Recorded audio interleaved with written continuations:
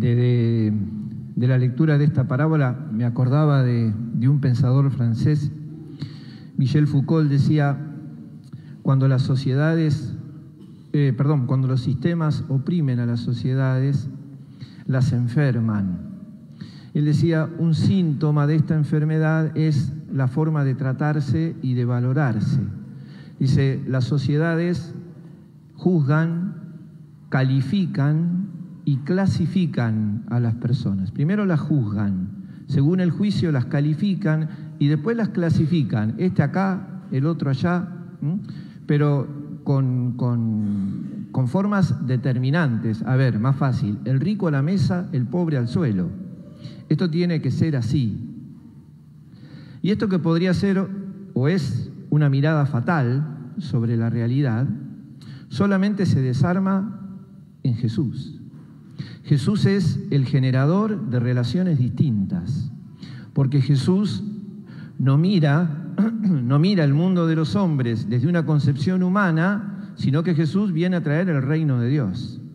Y en el reino de Dios, esa visión de este pensador, que no deja de ser real, queda fuera de lugar, porque Jesús viene a proponer otra cosa.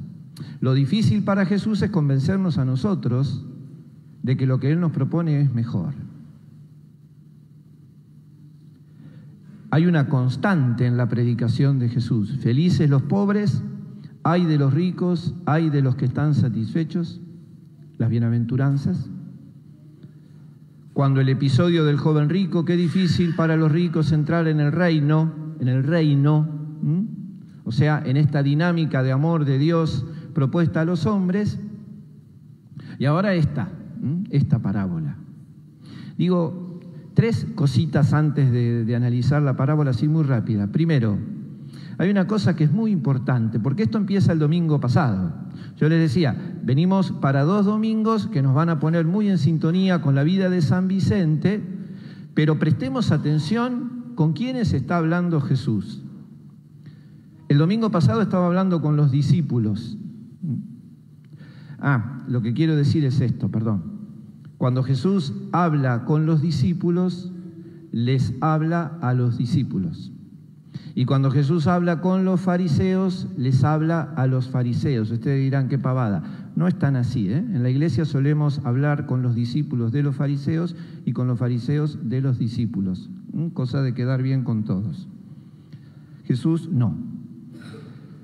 Jesús habla con los discípulos y les dice, la semana pasada: no se puede servir a 2 señores, el que es fiel en lo poco es fiel en lo mucho, el que no. Háganse amigos con el dinero, háganse Lázaros con el dinero para que los reciban en las moradas eternas, gástenlo, inviértanlo en lo fraterno, en el amor. Bueno, todas esas cosas le decía Jesús a sus discípulos en el caso de sufrir la tentación de la riqueza. Ahora, los fariseos ya la vencieron, la tentación la vencieron al revés, o fueron vencidos por la tentación. Para poder ser fariseo había que ser rico.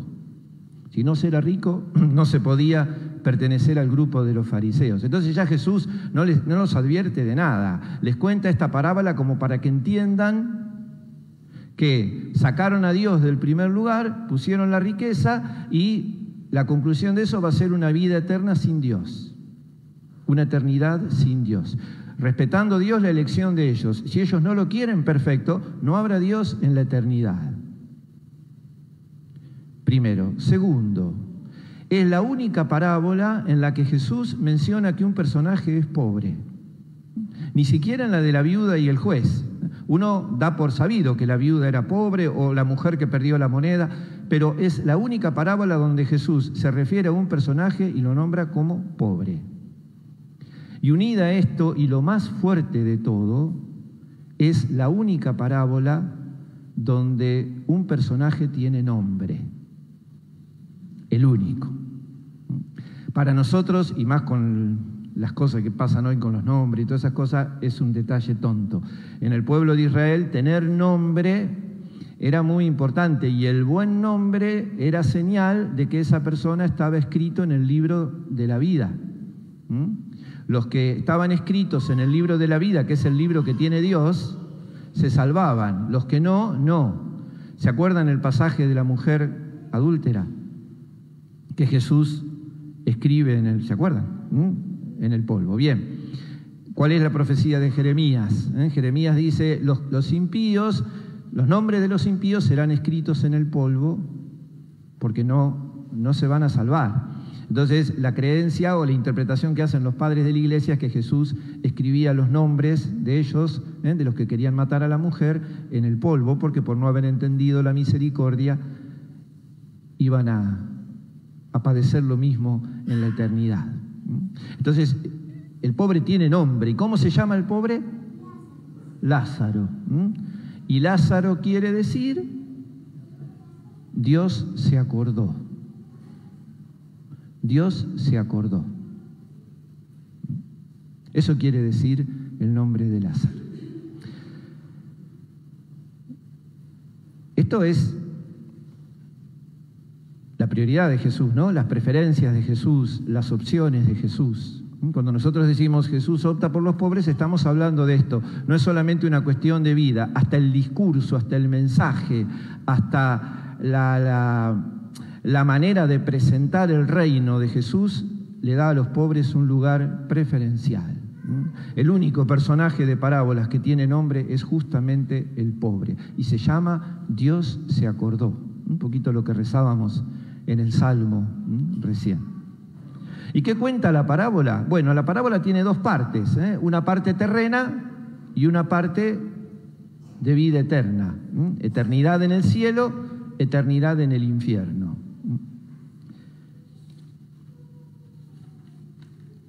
Había un hombre rico que se vestía con lino finísimo, hacía espléndidos banquetes todos los días.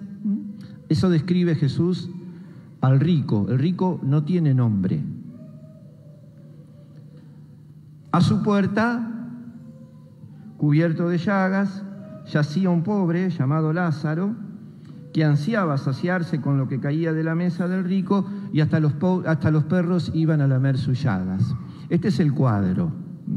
Este es el cuadro. Vuelvo a lo de hoy, ¿no? La clasificación. Yo en la mesa, vos en el suelo. Esto es así. Y cuidadito de que al pobre se le ocurra levantarse y querer sentarse en la mesa. Sería un desobediente, un renegado, ¿no?, de la realidad.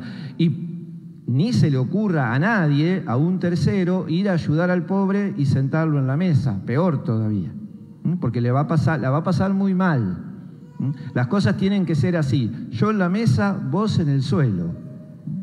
Digo esto porque ese fue el conflicto que tuvo San Vicente, no solamente el que conocemos todos con las damas de la caridad, sino aquel famoso episodio del ministro del rey que le dice a San Vicente, ¿por qué nos trae a los pobres? ¿Por qué nos muestra a los pobres? ¿Estábamos tan bien con las limosnas?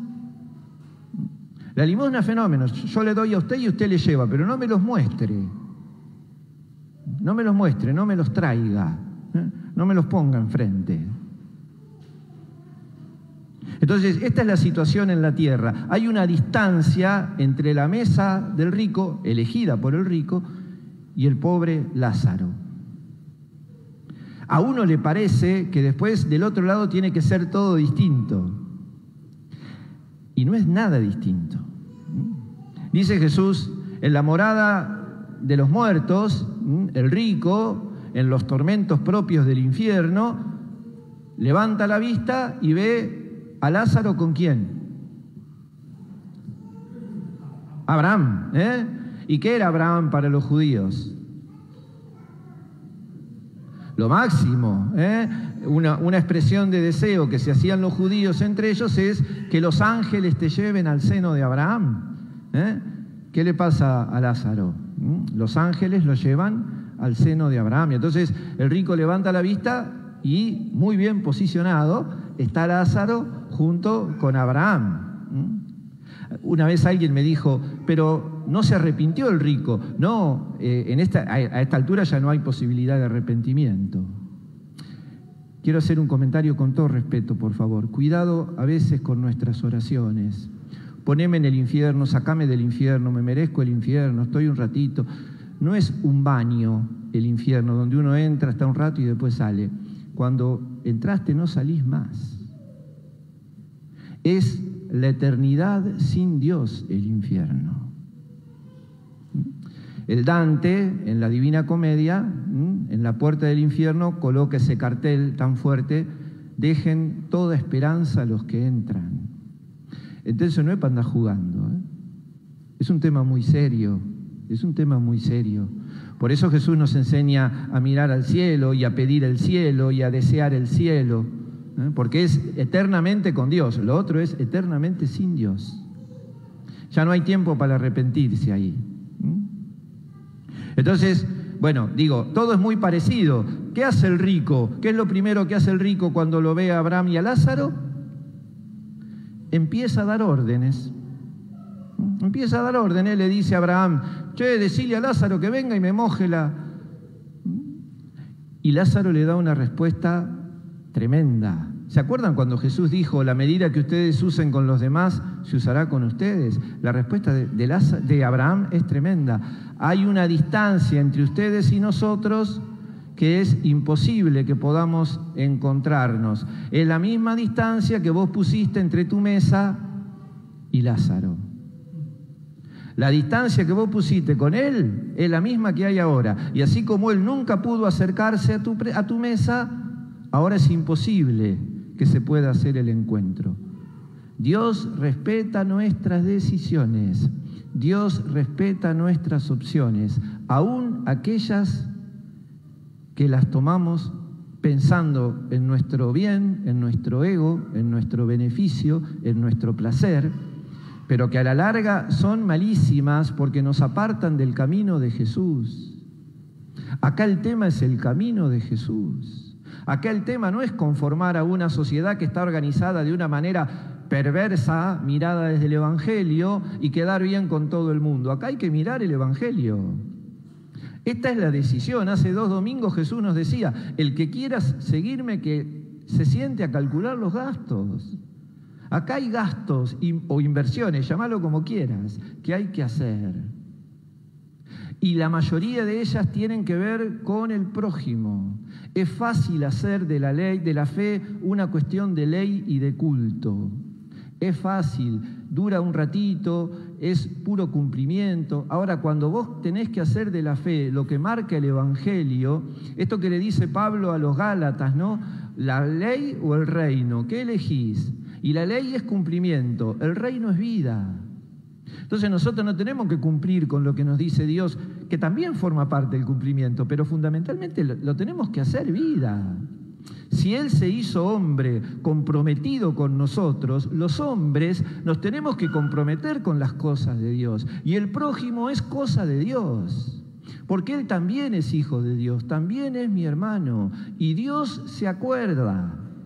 Y Dios se acuerda de los que todo el mundo se olvida, de los que todo el mundo desprecia. Dios se acuerda, Dios ama y nos pedirá cuentas. Este mismo Gregorio Nacianceno, que yo les nombraba hoy, decía a partir de este Evangelio: los pobres son los porteros, o nos dejarán entrar o no según como los hemos tratado. Entonces el rico le dice: uy, Abraham, tengo 5 hermanos, están en la misma que yo. Mandalo a Lázaro, otra vez, mandalo a Lázaro para que les diga cómo es la cosa. Y Abraham le dice: tienen la palabra de Dios, tienen la palabra de Dios, que la escuchen y listo. Y entonces el rico le dice: no, pero si resucita un muerto van a creer. Y Abraham le dice: aunque resuciten los muertos, si no escuchan la palabra de Dios no van a creer. Obviamente, si una persona resucita, nosotros le vamos a preguntar cómo hizo para resucitar. No nos vamos a convertir. La conversión viene por la palabra, la conversión viene por la fraternidad, la conversión viene por la justicia. La conversión se da cuando a vos se te hace presente una realidad y vos resolvés según el Evangelio. Ahí está la conversión. No hay otra, no es muy complicado el tema. Entonces, ante la realidad que se me presenta, ¿qué elijo? ¿Mi propio interés o el Evangelio? Hay que tomar decisiones, Dice Amós. ¿Ustedes se creen que Dios se va a olvidar de todo esto que están haciendo ustedes? No, dice Amós. Y Pablo le dice a Timoteo: sé qué hermoso esto, sé un hombre de Dios. en la fe, en la constancia, en la bondad, en la justicia. Sé un hombre de Dios, viví como un hombre de Dios, como una mujer de Dios. Esa es la cuestión, pero lo tenemos que elegir. Tenemos que ser maduros en la fe. Tenemos que elegir el camino de Jesús, el camino del reino o el que queremos seguir nosotros mismos. Y gracias a Dios, decir esto en un templo donde está consagrado al Señor por el patrocinio de San Vicente es muy grande, porque San Vicente vivió las dos cosas. San Vicente era limosnero del rey. Era, después del rey, la persona más rica de todo el reinado. Y la buena parte de su vida lo vivió para él y buena parte de su vida lo vivió para el prójimo. Hoy pensábamos en San Vicente y los niños. Es esto, ¿eh? La conversión de San Vicente hacia los pobres termina en el cuidado de los niños. Las 13 casas que junto con Luisa de Marillac fundó para cuidar a esos niños expósitos tirados en la calle, que algunos los compraban y los lastimaban para que pudieran pedir limosna. El que no entiende esto está sentado a la mesa y los deja tirados en el suelo. Esa no es la mesa de Jesús, esta es la mesa de Jesús. En esta mesa tenemos lugar todos, porque Dios se acuerda de nosotros. Entonces pidámosle a San Vicente que nos ayude a vivir esta dimensión de fraternidad, a vivirla porque somos hombres y mujeres de Dios, a vivirla también porque de acuerdo a cómo la vivimos está en juego nuestra salvación y la salvación de nuestros hermanos. Recemos el credo. Creo en Dios.